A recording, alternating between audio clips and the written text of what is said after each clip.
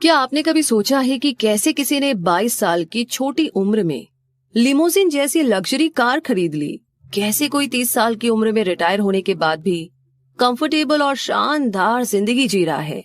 क्या आपको लगता है कि किसी इंसान का कम उम्र में अच्छा खासा पैसा कमाकर रिटायर होना वाकई में पॉसिबल है? तो इसका जवाब है कि हाँ, बिल्कुल ये पॉसिबल है। 60 से 65 यानी कि 60 से 65 की उम्र में रिटायर होना बहुत ही आम बात है, लेकिन आप इसे झूठा साबित कर सकते हैं। आप एक यंग मिलियनियर बन सकते हैं। ज्यादातर लोग इसी चाहत में कि किसी दिन अमीर जरूर बन जाएंगे, हर दिन इतना स्ट्रगल करते हैं। कई बार इसमें उनकी पूरी जिंदगी निकल जाती है। आप खुद को इससे बचा सकते हैं। कम उम्र में भी अपने दम पर आप वो सारे ऐशो आराम एक्सपीरियंस कर सकते हैं। आप अपने बच्चों को बड़ा होता हुआ देख सकते हैं, अपने शौक पूरे कर सकते हैं बिना किसी चिंता के। इस खूबसूरत जिंदगी को एंजॉय कर सकते हैं और पूरी दुनिया घूम सकते हैं। और सबसे बड़ी बात तो ये कि आप अपनी जिंदगी अपनी शर्तों पर खुलकर जी सकते हैं। तो हो जाइए तैयार आज के ऑडियो बुक समरी के लिए। तो आइए शुरू करते हैं summary of the millionaire fast lane, जिसे लिखा है एमजे डेमार्को ने। तो इस समरी में आप बहुत कुछ सीखने वाले हैं, जैसे कि पैसों के बारे में हमने जो गलतफहमी पाल रखी है उस बारे में आप जानेंगे। इसे पढ़ने के बाद और सुनने के बाद आप ये समझ जाएंगे कि पूरी उम्र गुजारने के बाद भी अमीर बनने का कोई मतलब नहीं रह जाता। ये लग्जरी, ये पैसा तो जवानी में एंजॉय करने की चीजें हैं। इस समरी में 3 तरह की स्ट्रेटेजीज बताई गई है। आप उनकी इंपॉर्टेंस और कमियों के बारे में जानेंगे। इन तीनों में से सिर्फ फास्ट लेन की स्ट्रेटेजी ही है जो आपको सक्सेस और पैसे के रास्ते पर ले जाती है। पैसा अपनी मंजिल को देखने से नहीं मिलता है, बल्कि जो रास्ता आपको वहां तक ले जाता है उस पर फोकस करने से मिलता है। ये रोमांचक सफर आपको ये भी समझा देगा कि असली दौलत वो नहीं है जो आपको महंगी चीजें खरीदने की पावर देती है, बल्कि सच्ची दौलत तो फैमिली के साथ अच्छी हेल्थ और एक आजाद जीवन में छुपी होती है। ये समरी आपको कम उम्र में ही बहुत पैसा कमाने की टेक्निक बताएगी। तो क्या आप इसके लिए तैयार हैं? तो चलिए बिना देर किए शुरू करते हैं। फर्स्ट चैप्टर है द ग्रेट डिसेप्शन, यानी कि सदियों से अमीर बनने का एक घिसा पिटा रवैया चल रहा है कि एक ढंग की जॉब ढूंढो, पैसा बचाओ, खर्चे कम करो, म्यूचुअल फंड में पैसा इन्वेस्ट करो और एक दिन आप जरूर अमीर बन जाओगे। लेकिन ऐसा करने में तो 25 या 30 साल तो बहुत आराम से लग सकते हैं। इस हिसाब से तो आप पूरी जिंदगी कोहुल के बैल की तरह मेहनत करते रहेंगे, वो भी सिर्फ इसीलिए कि जब आप बूढ़े हो जाएंगे तो अमीर बन सके। लेकिन जवानी खत्म होने के बाद आप बुढ़ापे में इतने पैसों का करोगे क्या? इस तरह जीने से आप सिर्फ अपनी जवानी ही नहीं बल्कि अपना टाइम, हेल्थ, फ्रीडम ये सब गंवा देते हैं। तो आइए कहानी से इसे समझते हैं। शिकागो के एक इन्वेस्टमेंट बैंकर ने फास्ट लेन के फोरम में अपना एक्सपीरियंस शेयर किया। जब वो 23 साल के थे तो उनकी अच्छी खासी जॉब थी। सैलरी के साथ साथ उन्हें कमीशन भी अच्छी मिल जाती थी। बैंकर ने कहा कि जब भी वो कुछ लोगों को ऐशो आराम की जिंदगी जीते हुए देखते और महंगी स्पोर्ट्स कार चलाते हुए देखते थे तो उन्हें अपनी जॉब से चिढ़ होने लगती थी। और वो लोग कोई नौजवान लड़के लड़कियां नहीं थे, बल्कि 50 के आसपास के लोग रहे होंगे। फिर उसने कहा कि एक बार एक 52 साल के यानी कि 52 इयर्स के एक आदमी ने उसे कहा था कि जब तक आप लग्जरी कार अफोर्ड कर पाएंगे तब आप इसे एंजॉय नहीं कर पाएंगे, क्योंकि उम्र के साथ हेल्थ खराब होने लगती है, इच्छाएं कम होने लगती है और आप पैसा बचाने के लिए अपनी जिंदगी की उस उम्र को खो देते हैं जो आपको कभी भी वापस नहीं मिलेगी। तो आप इस बारे में सोचिए कि आप क्या कर रहे हैं। वैसे आगे अगला चैप्टर है the road trip to wealth, यानी कि हम में से ज्यादातर लोग पैसे को ठीक से समझते ही नहीं है। पैसा कोई इवेंट नहीं है, ये एक प्रोसेस है। आपको अमीर बनने के लिए एक प्रोसेस से गुजरना होगा। ये एक रोड ट्रिप की तरह है, लेकिन आपको सिर्फ अपनी मंजिल पर फोकस करने के बजाय इस रास्ते का भी आनंद लेने की जरूरत है। तो आपकी मंजिल आपका इवेंट है और ये जर्नी वो प्रोसेस है। अब इस सफर पर जाने के लिए 3 इंपॉर्टेंट चीजों की जरूरत है। पहली तो है कार, जो आप खुद हैं, क्योंकि सिर्फ आप डिसाइड करते हैं कि आपको जाना कहाँ है। दूसरी चीज है कि आप अपनी मंजिल तक जाने के लिए कौन सा रास्ता चुनते हैं, तो वो है आपकी चॉइसेस। और तीसरी चीज है स्पीड, यानी किस स्पीड से, किस गति से अपने आइडियाज को आप अप्लाई करना शुरू करते हैं। एक बार ऑथर एमजे डेमार्को अपने कुछ दोस्तों के साथ शिकागो से रोड ट्रिप के जरिए साउथ फ्लोरिडा जा रहे थे। बीच रास्ते में उनकी गाड़ी खराब हो गई। वो अब भी अपनी मंजिल से काफी ज्यादा दूर थे और रास्ते में फंस गए थे। ऐसा इसीलिए हुआ क्योंकि वो अपनी मंजिल पर फोकस कर रहे थे, उस जर्नी पर नहीं। उन्होंने निकलने से पहले पेट्रोल, कार के इंजन, रोड मैप, इन सभी जरूरी बातों पर ध्यान ही नहीं दिया। अगर उन्होंने इन जरूरी बातों का ध्यान रखा होता तो बिना किसी परेशानी के आराम से अपनी मंजिल तक पहुंच जाते। इसीलिए हमेशा याद रखें कि मंजिल तक पहुंचना तो जरूरी है, लेकिन जल्दी पहुंचने के चक्कर में अगर आपने दूसरी बातों को नजरअंदाज किया या गलत रास्ता चुन लिया तो रास्ते में बहुत सी मुश्किलें आ सकती है। इसीलिए अगर आपने रास्ते पर भी ध्यान दिया तो आप बिल्कुल समय पर अपनी मंजिल तक पहुंच जाएंगे। इमेजिन कीजिए कि एक दिन आप एक ब्लॉग पढ़ते हैं जिसमें लिखा है कि एक कम उम्र के लड़के ने अपनी कंपनी $30 मिलियन में बेच दी। अब ये एक इवेंट है जिसकी हर कोई चर्चा और तारीफ कर रहा है, लेकिन इसके पीछे की कड़ी मेहनत के बारे में कोई नहीं जानता। कोई नहीं जानता कि उस आदमी ने दिन रात बिना रुके बिना आराम किए अपना कितना टाइम और एनर्जी उस काम में दी होगी। जब भी किसी को सक्सेस मिलती है तो हर किसी की नजर उस पर होती है, लेकिन उस सक्सेस के पीछे की लंबी जर्नी और स्ट्रगल के बारे में कोई नहीं जानता। लेकिन सच तो ये है कि वो इवेंट सिर्फ उस जर्नी और उस प्रोसेस की वजह से ही पॉसिबल हो पाया था। एक बार एक एथलीट ने प्रो बास्केटबॉल का गेम खेलने के लिए $50 मिलियन का कॉन्ट्रैक्ट साइन किया। ये एक इवेंट था जिसे सबने देखा, लेकिन कॉन्ट्रैक्ट पर साइन करने के कुछ ही मिनटों के बाद वो एथलीट अमीर नहीं हो गया। उसने अपना नाम बनाने के लिए बहुत मेहनत की, एक लंबा सफर तय किया, तब जाकर के उसे वो कॉन्ट्रैक्ट मिला। उसने अपने स्किल को इम्प्रूव करने के लिए घंटों प्रैक्टिस की, हजारों बार वो गिरा, न जाने कितनी बार उसे अपने घाव की वजह से सर्जरी करवानी पड़ी। आपको क्या लगता है कि उसे सब आसानी से मिल गया होगा? नहीं, उसे भी कई बार रिजेक्ट किया गया, वो कई बार फेल भी हुआ। उसने अच्छे बुरे हर तरह के दिन देखे और इन्हीं खट्टे मीठे एक्सपीरियंस ने उसकी जर्नी को उसकी मंजिल तक पहुंचाया। चलिए मान लीजिए कि आप कुकीज बनाना चाहते हैं।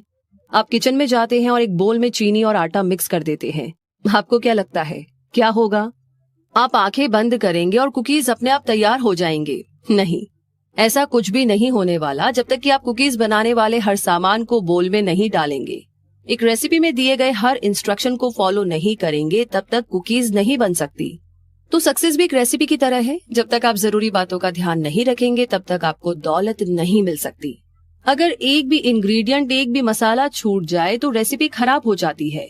इसीलिए हर पहलू पर ध्यान दीजिए, तभी आपको एक्स्ट्रा ऑर्डिनरी सक्सेस मिलेगी। तो इस एग्जाम्पल को समझने के बाद अब आगे बढ़ते हैं और बात करते हैं अगले चैप्टर की, the side walk road map. आइए अब रोड मैप के बारे में समझते हैं। एमजे ने समझाया है कि 3 तरह के रोड मैप होते हैं। पहला है साइड वॉक रोड मैप, जो आपको पैसे की तंगी और गरीबी की ओर ले जाता है। इसे फॉलो करने वालों को साइड वॉकर कहते हैं। ये लोग लाइफ में कोई फाइनेंशियल प्लान नहीं बनाते। वो अपनी इनकम को अपने रोज के खर्चों और कई बार फिजूल खर्चों के कारण उड़ा देते हैं। वो अपने आने वाले कल के लिए प्लान नहीं करते और अक्सर उन्हें हर दिन की कमाई पर ही सरवाइव करना पड़ता है। इसीलिए डिसिप्लिन की कमी और खराब फाइनेंशियल मैनेजमेंट के कारण ये साइड वॉक का रास्ता इंसान को गरीबी की ओर ले जाता है। अब 2 तरह के साइड वॉकर होते हैं, इनकम पुअर और इनकम रिच।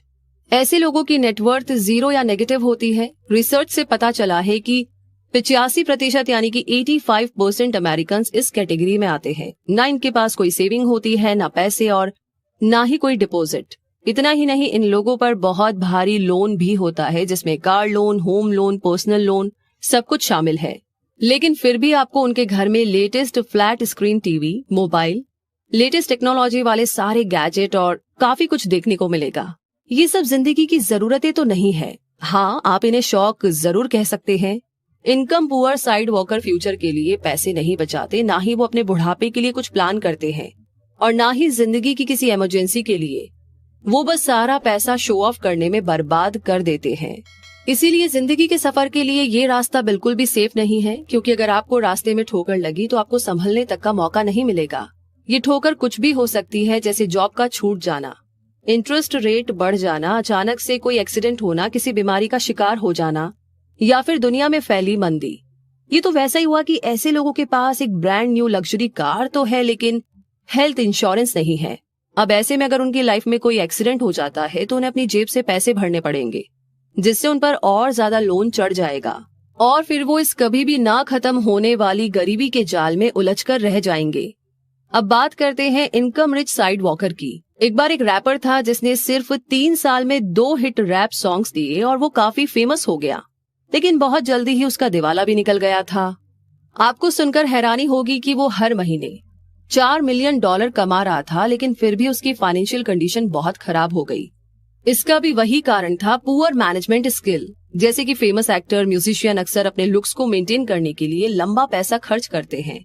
वो महंगे डिजाइनर कपड़े पहनते हैं, आलीशान सी फेसिंग घर में रहते हैं और महंगी गाड़ियां ड्राइव करते हैं। इन सभी चीजों को देखकर हमें लगता है कि वो कितने ऐशो आराम और मजे से रहते हैं, है ना? लेकिन क्या आपने कभी सोचा है कि ऐसी लाइफस्टाइल को मेंटेन करने के लिए कितना खर्च होता होगा? और प्रॉब्लम यहीं से शुरू होती है। वो जितना कमाते हैं उससे ज्यादा खर्च करते हैं। मान लीजिए कि वो हर महीने $50 कमाते हैं, तो उनके खर्चे कम से कम $60 होंगे। यही कारण है कि वो कभी भी पैसा जमा नहीं कर पाते। उनके करियर में आई एक छोटी सी फेलियर की उन्हें बड़ी कीमत चुकानी पड़ती है। कई ब्लॉकबस्टर गाने रिलीज करने के बावजूद भी एक फ्लॉप गाना या एक फिल्म उन्हें बर्बाद कर सकती है।